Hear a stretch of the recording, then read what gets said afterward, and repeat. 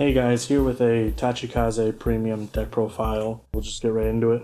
Starter, I play as Minimum Carno, generic on-ride draw starter. For grade 3s, I choose to play 4 Spinal Driver right now. Just kind of messing around with them.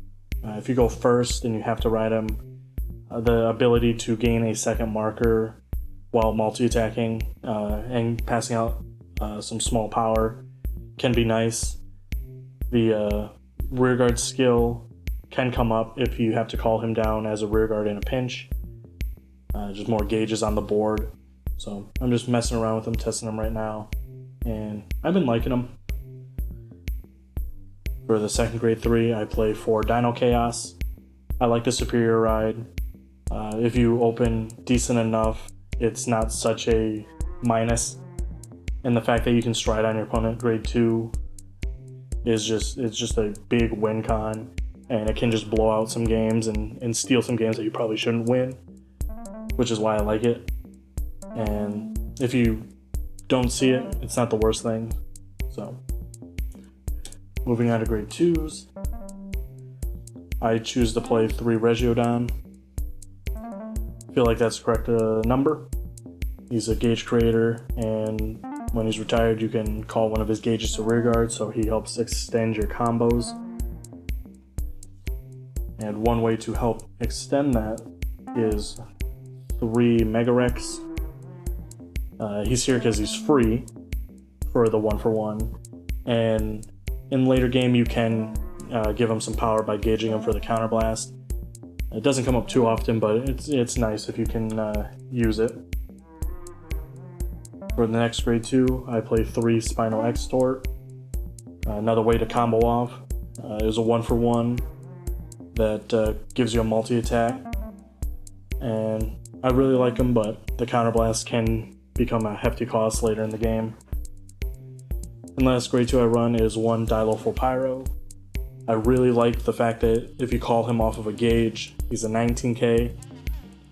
And I wish I could play more than one of him, but the on-place counterblast just to dig, I used to really like it, but in this version it's too much, so I had to cut him down to 1. For grade 1s, I play 4 Savage Shooter, the best ride target in the deck, and the fact that her rearguard skill can actually put the Dilophopyro Pyro, if you see it early enough, under something is really nice. I don't miss the fact that you rest her. She just generates a gauge on board, which is a really big part, and the fact that you can just dig to see the pieces you need going first is nice. The second grade 1 I run is 4 Sonic Noah. He's a recent addition that I put in. I was playing 4 of the grade 3 Searcher just to help fulfill the win con of trying to go first and seeing Dino Chaos. But I'm testing around with this, just more gauges on the field, and the on hit is an option if you need it, depending on the matchup. Next I run 3 Blue Sprint, grade 1 version of Regiodon. Not much else to say, just another extender. And the last grade 1 I run is 3 Iguanagorg. Been messing around with him, I really like him. He gets a little wonky at sometimes. I just like the fact that he can bring himself back. Most of the time he'll be for free if he has a gauge, and the fact that he can re-gauge himself when you check a trigger is nice. And there are some scenarios where during your stride turns and your gorge turns, he actually can be a really big piece because of the fact that you can, if he's got a gauge, you engorge him for the engorge cost if it just needs to be 1. And then you call him back for free, and then if it procs their second skill, you can use him first to bring him back, and then retire him off if you need to. And then if you have the counterblast, you can bring him back. If not, he basically treated himself as 2 rearguards. And the last main deck non-trigger is 1 Little Tyranno. If you see him, cool. If not, it's not a big deal. He can be a great card. He can kind of whiff depending on the stage of the game and how you've been gauging and checking. But I mean, he's just another way to get more attacks if you see him. For triggers, 4 Heal Guardians. I think it's pretty standard. This deck needs its pieces, so you don't want to be dumping your cards to guard. So it just helps you survive in some of the early game rush decks. I then play 4 of the Sentinel Crit. I play the Crit because it's an aggressive deck, wants to try and kill soon, and the fact that I don't have to discard for a PG keeps pieces in my hand, so if I can try to limit to a 1-card guard, it's nice. 4 of the Stride Fighter Crit, we gauge cards, so you're going to be losing a lot of your grade 3s potentially, so just ways to ensure you can actually stride. I play the Cray Elemental Overtrigger. I think it's better for this version than the Dragon Empire, because Nibiru's is your main stride, your main win con, and he doesn't work with the Dragon Empire Overtrigger, so use this.